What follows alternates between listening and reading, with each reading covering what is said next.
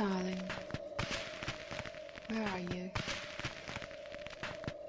Why this whisper in my ear doesn't go away?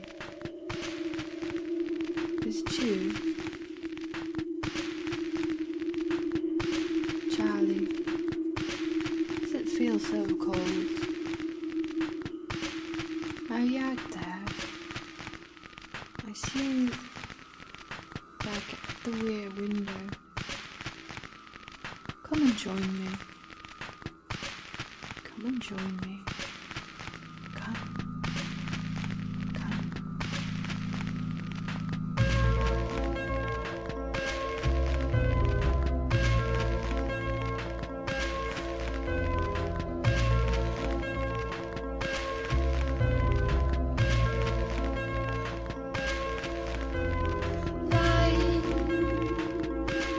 Lights are out.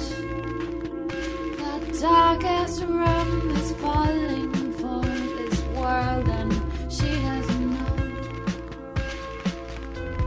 Cars are crashing through my head, exploding for a day and two.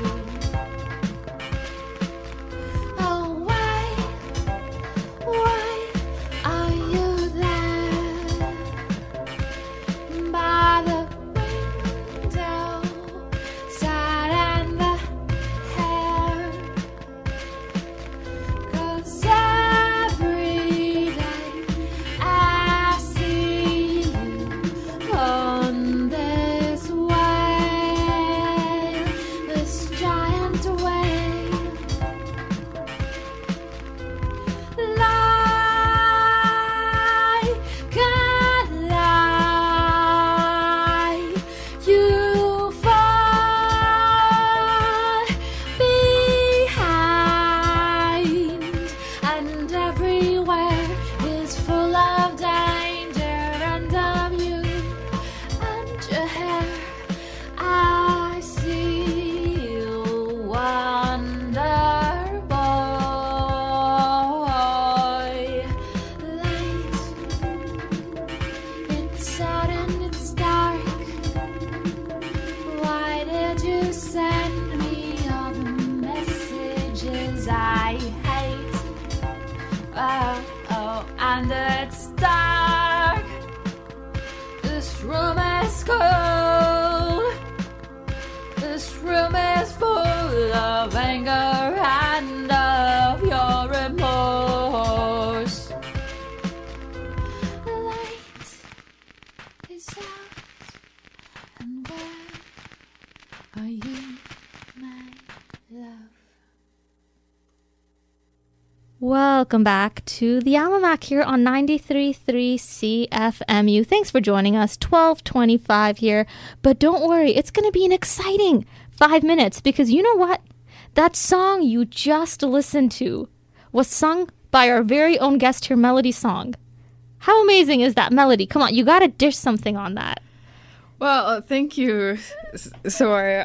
I have to say that I wrote that song about 10 years ago. It's been a while. So I used to be a studio singer, songwriter. So it's great to be back in the studio, to be honest. Like, I miss this microphone in my face. So, yeah, I'm not really used to listening to my songs on the radio anymore. But I used to have a group of people that I work with. We write songs that are catered to, say, Toyota, and we look at a 30-minute advertisement, and then we're asked to compose a 1-minute song, and they can just cut whatever segment they want in that song, and it'll be a jingle for that TV show, for the advertisement. And so my clients mostly are cars, because they have a big budget, and then beverages and clothing companies like I can't think of any. Levi's, Haagen-Dazs, like ice cream. So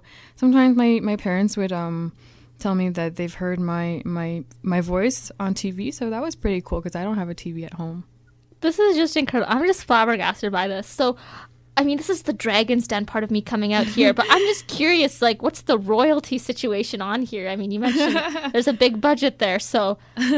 So yeah, for a 30-second song, well, this is like a price in Taiwan, so it's a lot cheaper. I get about $100 for 30-second songs, but it's very competitive. It's kind of like submitting to a journal article, right? You submit once, you get rejected. So I could write like 10 songs, and I could have none of them accepted by these companies. But yeah, it's pretty lucrative. I was working while I was doing my master's degree, so I would work 4 days and I would work 3 days in the studio in the evening. So that was a great experience. That's just incredible. Or is this something you're still involved in, even if it's I guess like a business anymore, but just singing in general, songwriting? Not anymore since I came to Canada, but I'm still writing songs. I'm still doing open mics sometimes in Hamilton, and so it's basically something that I think as researchers we all need a side hobby, like something like drawing, painting, sports, whatever, and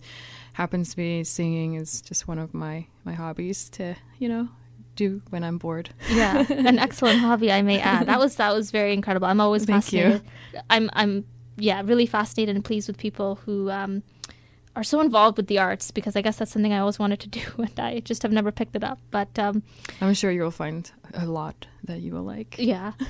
Well, Melody, thank you so much for joining us today. As I mentioned in the beginning, I mean, you coming here was so timely. As you mentioned, you were talking about the anti-vaccine movement, and you talked about the intersection of policymakers and the public.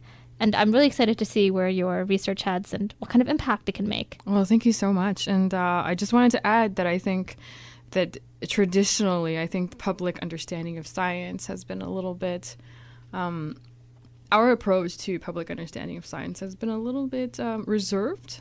And we think that we can direct people to the Cochrane Library. Of course, we all know what that is. But if you ask someone on the street, they would very unlikely to know what it is. We need to be more vocal, but also again, we're taught to be more reserved. Yeah. Yeah. It's finding that balance, I guess. Yeah. Okay, well, thank you, Melody, and thank you to all of you who were listening. We will be back next week, as always, 12 to 12:30. You just listen to the Alma Mac, but stay tuned, because Get Lit, hosted by Jamie Tennant, is coming up next. Have a wonderful Thursday, everybody, and see you next Thursday.